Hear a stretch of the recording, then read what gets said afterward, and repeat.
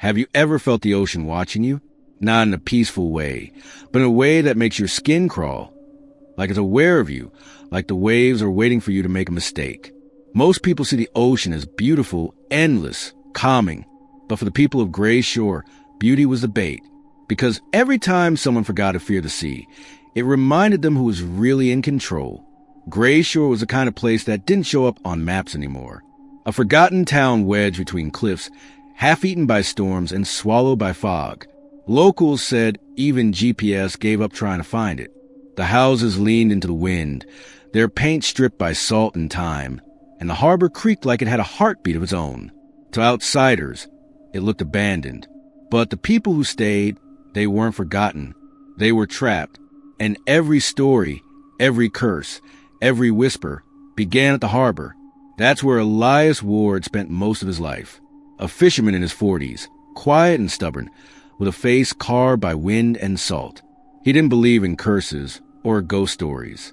He believed in the sea, in hard work, in tides you could count on. But belief doesn't stop what's real. And on the morning of August 12th, belief didn't matter anymore. The air that morning was unnaturally still. No breeze, no gulls, no sound but the slow rhythm of waves against the dock. Elias stepped out, expecting to see his boat, the Marlin, tied up like always. But the space was empty. The ropes hung loose, ends cleanly sliced, not torn. Whoever had done it knew exactly what they were doing. He crouched, touching the frayed ends. His fingers came away damp, not with seawater, but with something darker. A faint red stain. Blood. The sheriff came, gave the usual shrug. Probably kids, he said. But Greyshore didn't get tourists, didn't get outsiders, and no local would dare steal from the sea. Still, Elias wanted to believe him. He told himself a storm last night might have torn the boat loose. But deep down, he knew better. The ocean was too calm. It wasn't just still, it was listening. 3 days passed, and just before dawn on the 4th, the fog rolled in. Not like weather, but like something alive. Thick white, curling fingers of mist that crept down from the cliffs and swallowed the harbor whole. That's when the Marlin came back. No one saw it coming. 1 minute, the dock was empty. The next it was there, drifting silently through the mist, the engine off, no one steering, no sound but the faint creak of wet wood. It slid gently against the dock, bumping softly like it was coming home. Elias was the first to see it. He ran down the pier, shouting its name. The boat was soaked in seawater, but tied perfectly to the post. The ropes were new, freshly knotted. He climbed aboard, calling out for whoever brought it back. No answer. The cabin door was closed, but unlocked. He pushed it open, and what he saw made his heart stutter. Everything was where he'd left it. The nets, the tackle box, his old radio. Except for one thing. Tiny wet footprints. Small, child-sized, leading from the deck into the cabin. The prince stopped at his bunk. The sheets were wet. And right there, lying on the pillow, was a child's drawing. Paper warped and smudged by water. It showed a small boat sinking beneath a black wave. Elias froze. His chest tightened. He didn't have children. No one in Greyshore did anymore. He backed away slowly, his breath misting in the cold air. When he heard it, a soft exhale. Breathing. From somewhere deep in the fog outside. He called out, "Who's there?" His voice cracked. The only answer was a slow lap of water against the hull. Then came another sound, a ripple, too close, like something large moving just below the surface. He could feel it vibrating through the wood under his feet. That night, Elias didn't sleep. He sat on the dock until sunrise, staring at the Marlin, half expecting it to drift away again. But it didn't. It just sat there, quiet, waiting, as if the ocean had returned it for a reason. And from that night forward, Greyshore was never the same. Because when the sea takes something, it doesn't always give it back. And when it does, it brings something else with it. Something that doesn't belong. The morning after the Marlin came back, Greyshore woke to silence again. But it wasn't the same kind of silence as before. This one was heavier. It felt like the fog had weight. Like it was pressing against the windows, muffling the town's heartbeat. People whispered about the boat drifting in by itself, and by noon, everyone had seen it. Some crossed themselves. Others turned away when they walked past. No one asked questions. In Greyshore, you didn't ask questions about the sea. Elias didn't talk to anyone that day. He stayed near the dock, fixing nets he didn't plan to use. Every few minutes, he glanced toward the marlin. He swore the boat had moved, just an inch or two, like it had drifted closer even though it was tied tight. And each time he looked away, he could feel it, that faint pull, that pressure behind his eyes, like the boat was trying to draw him back on board. That night, he tried to sleep, but the ocean had other plans.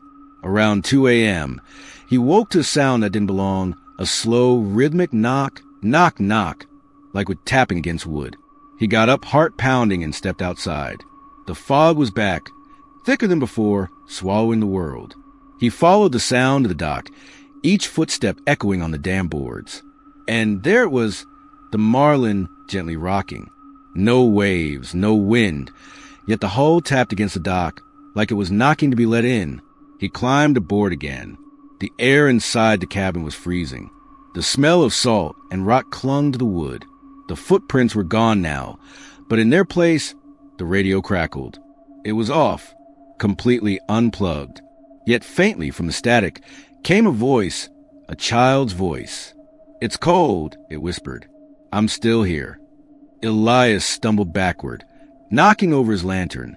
The flame flickered wildly, casting shadows across the walls, and that's when he saw it. His reflection in the small window above the sink wasn't his. The figure looking back at him was smaller, thinner, a child, drenched and pale, eyes black and hollow. He turned around instantly, but there was no one there.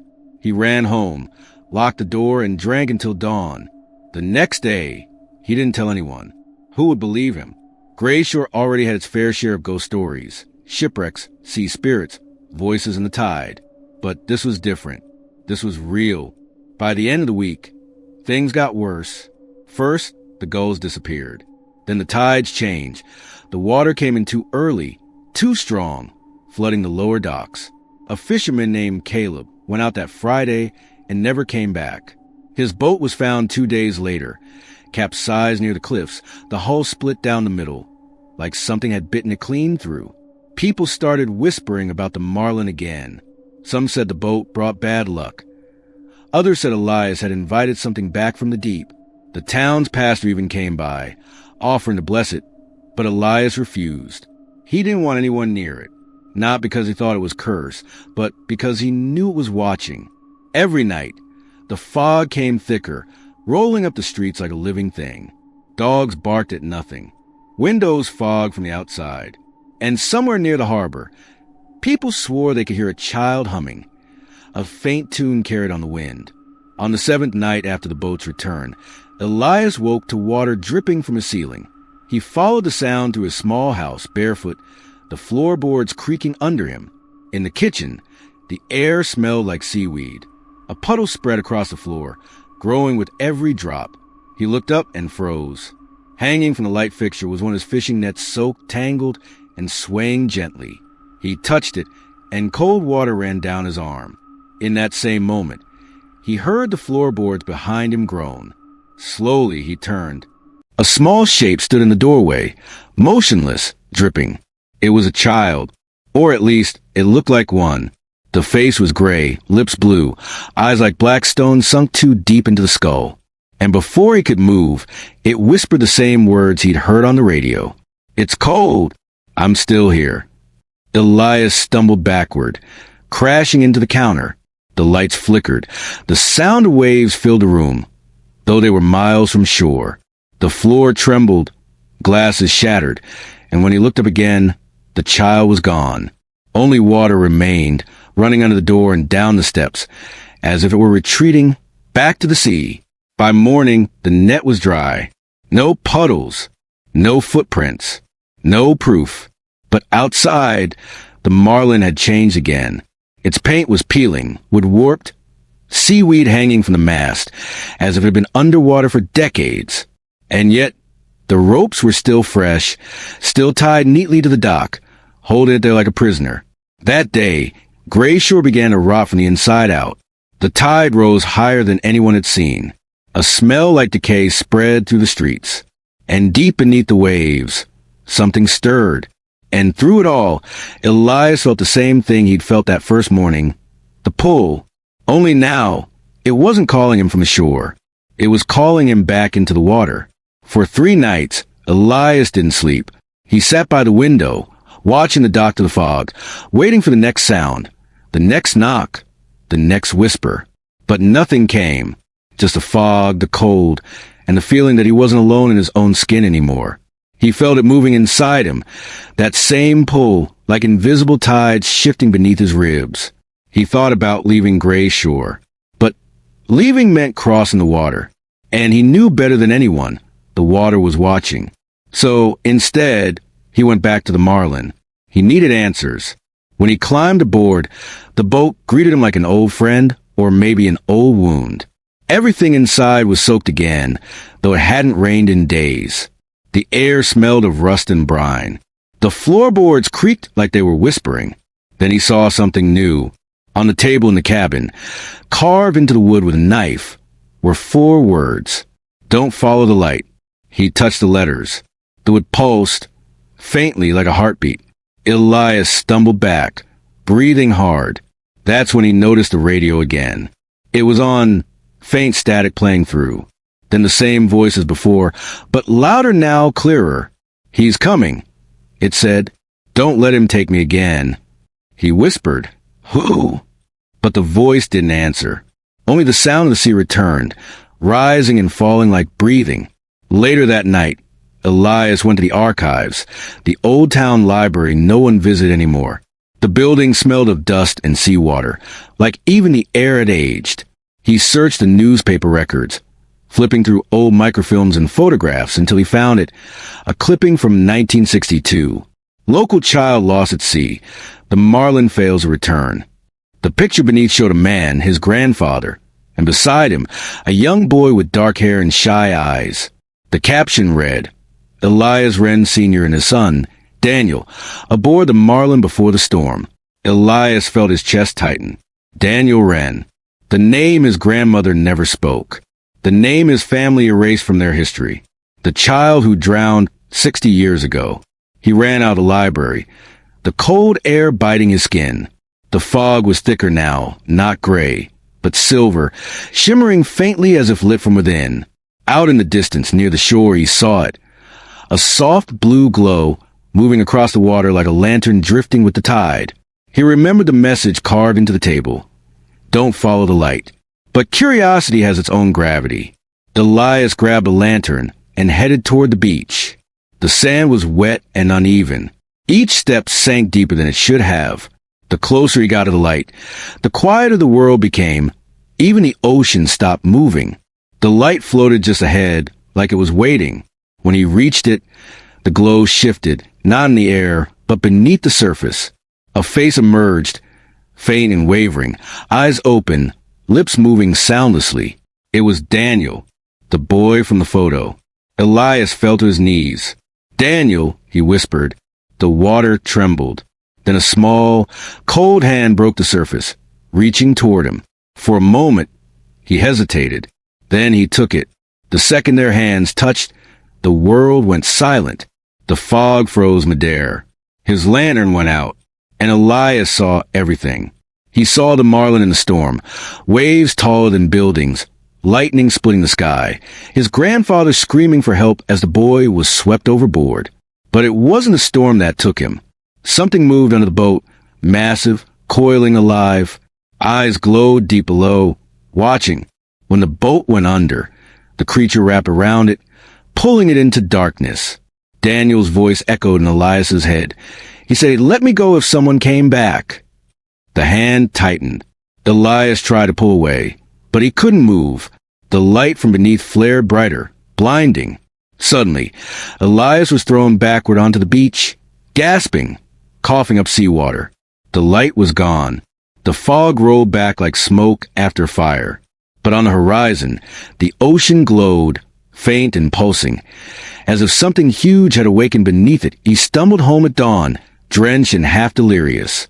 When he looked in the mirror, he barely recognized himself. His eyes were pale, almost gray, and when he blinked, for just a second, he saw water dripping from them. The next night, Greyshore's church bell rang on its own. Boats drifted away from the docks. And out at sea, people claimed they saw the Marlin. Sailing with no one aboard, lanterns burning blue. Elias knew what it meant. The trade wasn't done. Something had been promised decades ago. And it was collecting. The fog thickened again, swallowing the town. One by one, the lights in Greyshore went out, until only the docks remained visible. And there, tied exactly where it had always been, the Marlin waited. Elias took his lantern. This time, he didn't hesitate. He knew what he had to do. The fog was alive that night. It didn't drift. It crawled, coiling around lampposts and doorways like something sentient, searching. The ocean was whispering again, not in waves but in words, soft and low, carried by the wind. Greyshore slept uneasily beneath it, unaware that something ancient was waking beneath their feet. Elias stood at the edge of the dock, his lantern flickering in his hand. He wasn't sure if it was courage or madness guiding him anymore, but it didn't matter. The Marlin was waiting, rocking gently in the still water, like a heart beating in time with the tide. He stepped aboard. This time, the wood didn't creak. The air inside was calm, too calm, as if the storm itself was holding its breath. The carvings on the table were gone, replaced by something new, a wet, child-sized handprint. Daniel, Elias whispered. The silence answered him, until it didn't.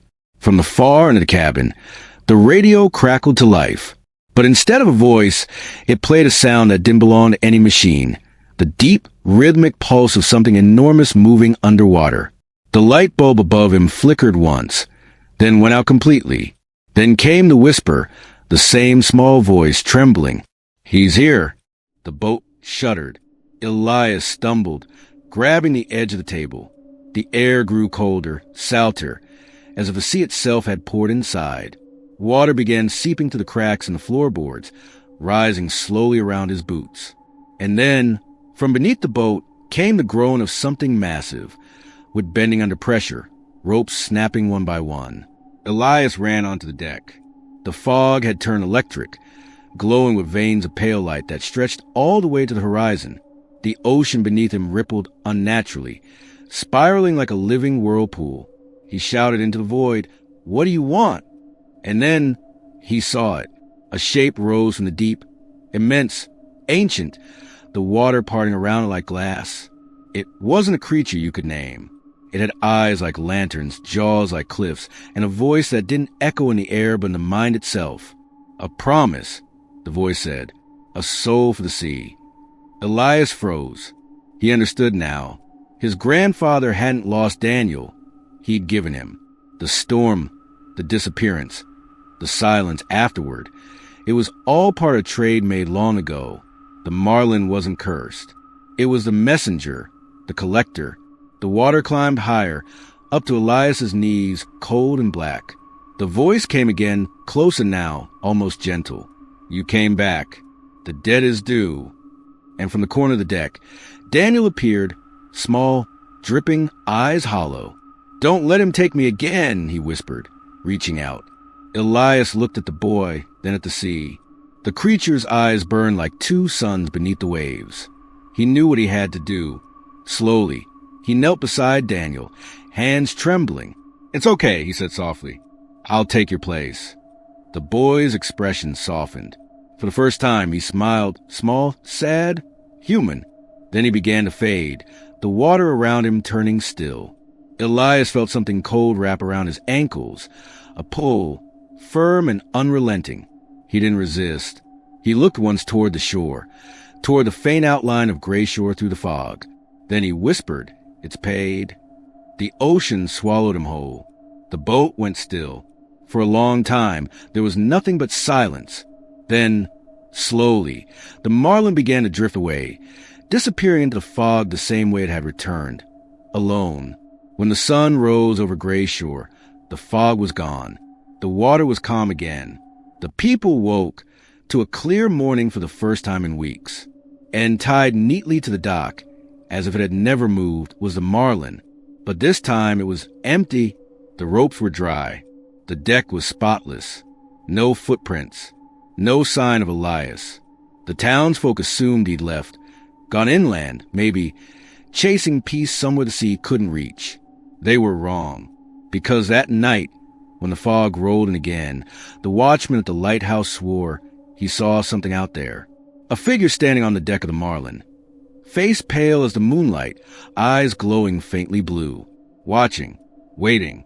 Some say if you walk by Greyshore's pier after midnight, you can still hear his voice whispering through the waves, "Don't follow the light." And just like that, Greyshore went back to sleep, pretending nothing ever happened. But the sea remembers. The sea never forgets, because every promise made to the deep must eventually be kept.